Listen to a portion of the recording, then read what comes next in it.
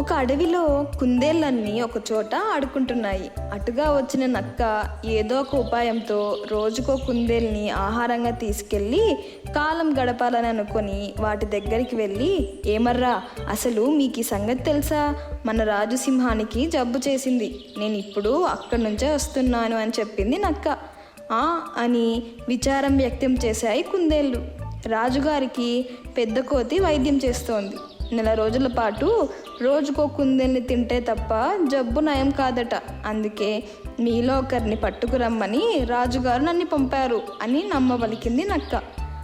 ఆ మాటలు నమ్మి రాజంటే ఉన్న భయంతోనూ భక్తితోనూ రోజుకో కుందేలు నక్క వెంట వెళ్ళసాగాయి. నక్క దాన్ని చంపి రాజు పేరు మీద మాంసాన్ని కడుపారా లాగిస్తుండేది. 4 రోజుల తర్వాత రాజవైద్యుడు కోతి కుందేళ్ళ దగ్గరకు వచ్చింది. కుందేళ్ళు రాజుగారి ఆరోగ్యం గురించి అడిగాయి. వాటి మాటలు విని కోతి పెద్దగా నవ్వి, రాజుగారికి ఏ అనారోగ్యమూ లేదు, జిత్తుల మారి నక్క మిమ్మల్ని మోసం చేసి దాని ఆకలి తీర్చుకుంటోంది అని చెప్పింది.